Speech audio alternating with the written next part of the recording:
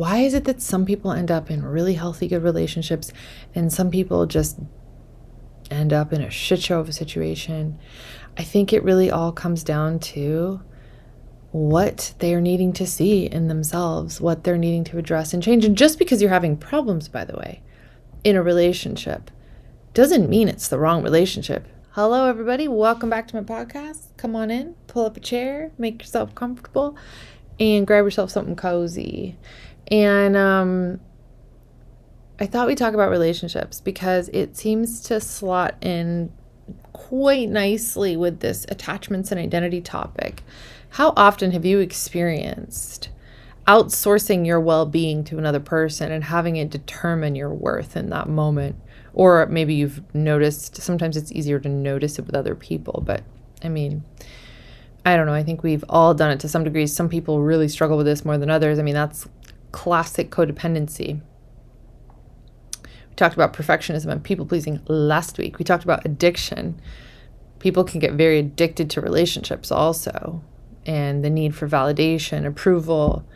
And of course, that can get very convoluted when we start talking about romantic relationships. I mean, obviously, this stuff can show up it can be reflected back to us in all our relationships. But I would say romantic relationships are probably the most triggering for this stuff because we're talking about deep, old patterns and unresolved wounding oftentimes. And, that neurocircuitry from our early attachments is really getting reused, recycled, if you will, or repeated when it comes to our romantic choices. And our subconscious is oftentimes choosing based on what is not resolved, based on our attachments, based on, I don't know, it could be a number of things. I mean, why is it that some people end up in really healthy, good relationships and some people just end up in a shit show of a situation? I think it really all comes down to what they're needing to see in themselves, what they're needing to address and change. And just because you're having problems, by the way, in a relationship, doesn't mean it's the wrong relationship. It might be a terrible relationship. You might need to get out of that thing, but that's not for me to judge. I'm not here to say what's the right relationship or not. But I do know that if we don't heal the pain from the past, any unmet needs as they come up in us, we will project it onto our current situations, especially further into a relationship we go, which I think is really the cause oftentimes of why people's relationships end in midlife. People want out, they bail, they try and find a way out. They say, oh, we just grew apart. I'm going to go cheat on my spouse now. But really, most likely underneath it, what's driving it is a lack of connection, a buildup of resentment, due to expectations that are not being met. And oftentimes those expectations are that person's not fixing for you. That person's not doing for you what you need to do for yourself to come back to yourself. And this is such a tough thing. And if we don't heal that stuff from the past, the projection from that reality that we grew up with that can still be determining our current reality now, even if it's not true, has the power and the ability to ruin a perfectly good and beautiful relationship. And then sometimes, also we just choose, our pickers are way off because stuff's not healed and we are choosing something really harmful. And that's, all to be analyzed in a different container. Geez, I just dove straight into the nitty gritty, episode over. Okay, let's talk about something we all long for, okay? Connection. Perfectly normal, natural, beautiful. That's what we're here for. We're here to grow together in connection. But the truth is that we often enter these relationships not as our whole selves, but seekers needing reflection. And a lot of times what I notice can happen is we're needing that other person to inform us of our identity, of the truth of who we are.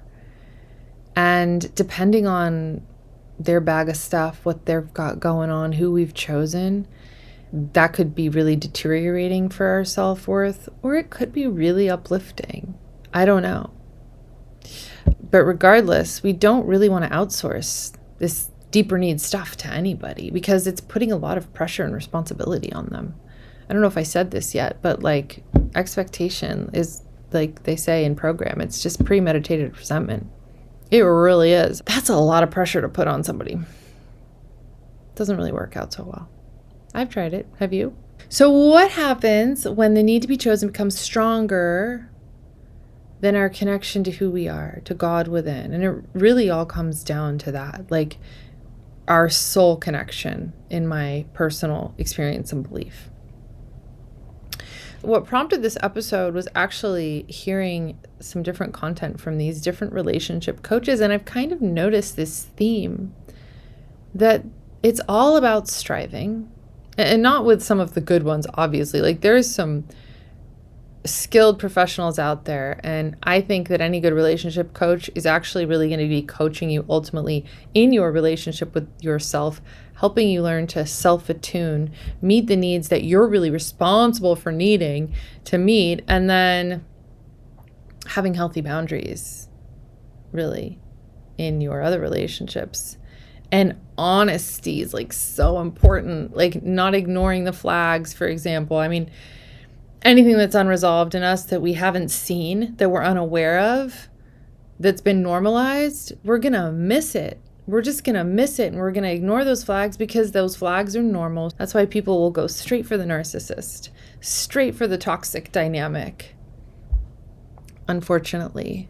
But those experiences that we end up in are opportunities to grow, to reflect back to us. Okay, what need am I needing to meet in myself so that I don't have to take this to somebody else like that again? Because we don't choose these relationships or dynamics on purpose. I've talked about this in past episodes, I know.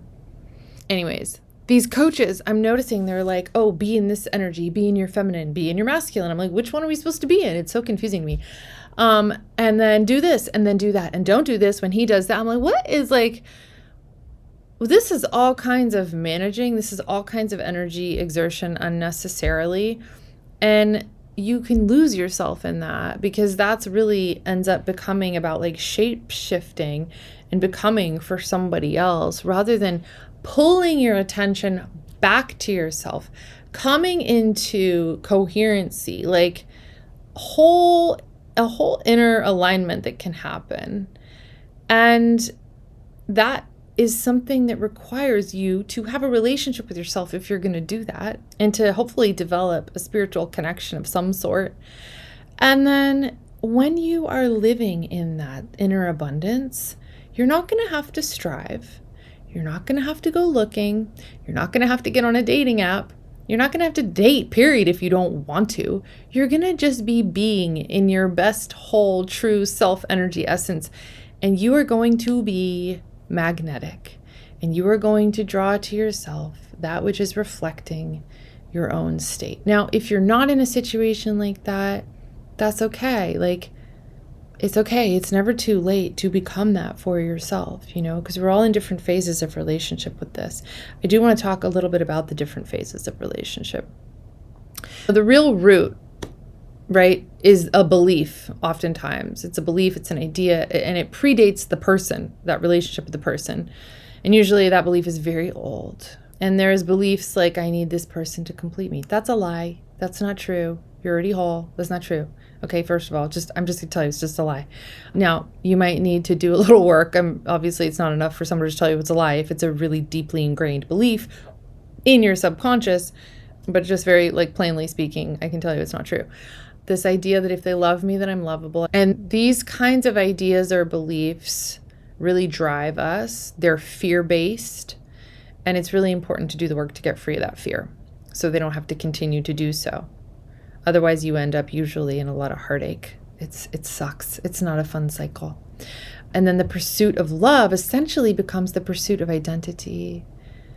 And then it's actually a very selfishly driven thing. It's a self-seeking thing, because you're needing someone else to do something for you. That's not really what love is. Like, there's a lot of different definitions of love, and that's not really one of them. And then you get into the self-abandonment cycle, which is no bueno. I see it with a lot of young people. I see it with a lot of women in particular, because of course women and men are operating very differently, and this is not that kind of conversation. But when women are abandoning their own values and disrespecting their own temples, then they're essentially inviting other people to do the same. And we are of tremendous value. You are of tremendous value. Anytime we ignore our inner no, we kind of shove that down, and that no gets a little quieter. That objection gets a little quieter. We lose touch with ourselves when we don't listen to our deeper needs and yearnings. If something makes us uncomfortable, if we just don't want to do something, even if it's like, I just don't want to go on a date with this person, for example, or I don't want this person to come over, or I don't want to get in the car, or whatever it is. It could be so simple. And you might be like, well, why don't I want to? It doesn't matter why you don't want to. It's when you ignore that, then you start to shut and silence that voice down, and then you become more disconnected from it. And ultimately, our nervous system pays the price. Our body pays the price. Our mind, our spirit pays the price. And the other person does not. If the other person gets what they want, and it's simply because you didn't say what you weren't okay with and you didn't honor something for yourself, there's not so much fallout for them, but you're the one that has to live with a loss of some sort, even if it's minor. And teaching others how to treat us really stems from how we treat ourselves. I think that sacred boundaries are so important, and not to give in to like these societal pressures and supposed norms. And I hear some crazy stories because I'm not in the dating world, thank goodness, but I know people that are single and dating, and I'm like, whoa, like that, just so you know, like, I don't think you should date anymore. That's a terrible idea. Like, you're putting yourself, like, you're literally walking into a lion's den every time you do this. It's insane to me. It might be easy for young people to look at me and say, oh, what does she know? She's been with somebody in a monogamous relationship for 18, 19, 20, 21, 20, 22 years, 22 and a half years. So what is she talking about? But I will tell you that time is really irrelevant. And I'll tell you a little story. Once upon a time, there was a girl, and she chose poorly for herself. She chose based on unmet needs. And she ended up choosing really unhealthy, sick, toxic dynamics that were actually very harmful for her on a variety of levels. And she got to the point where she said, you know what? Screw this. I'm not doing this anymore. I'm going to go full anorexic in this particular area of relationships, which was actually the healthiest thing she could have done. She self-prioritized. She ended up staying out of relationship for years. And when she really took a leap of faith and decided to get really healthy and go to treatment, she actually met her husband there. Okay? She met her husband there. Interesting, right? He simultaneously happened to have done the same thing. He was like, you know what? I'm done with these psycho women. I'm not up for it anymore. And I'm going to go get healthy, and I'm not looking for a relationship. And neither was she. Neither of them were looking for a relationship. And guess what? Reluctantly, almost to their own dismay, because that's not what they were looking for at all, they found each other, and they found each other on common ground where they were prioritizing their health. And so naturally, by default of them self-prioritizing and being for themselves and not seeking that, they somehow reflected and became magnetic to each other, and actually were able to have and make a really amazing life together. So that's a nice little story, isn't it? And that's a true story. So there you go. So the myth of the romantic rescue. Partnership is powerful. There's nothing wrong with a deep desire to want to have a partnership with somebody. There's like biological needs in it. A healthy relationship, an unconditionally loving relationship, will reflect back to you the truth. When you're in your truth, when you're in your essence and power, and you're operating from a place of honesty, you are going to be a beautiful reflection for that other person in that relationship.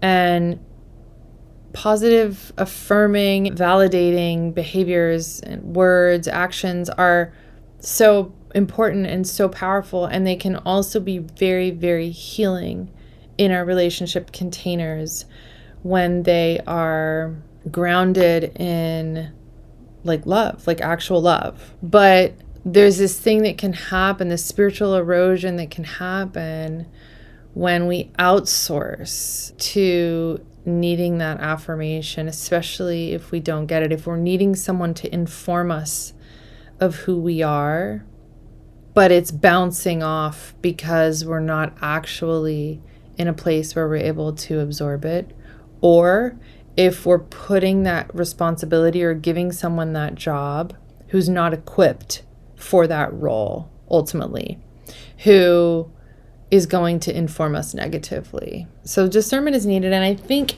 in romantic relationships, especially, and I was talking about boundaries before, but like testing the waters, taking things slow, I think is so important, because the moment that you enter into certain physical contractual agreements that are also deeply spiritual that a lot of people don't realize, it's very easy to become clouded, blinded, and then you've got this whole physiological response, these hormones happening in your body at the same time, which can be very misleading.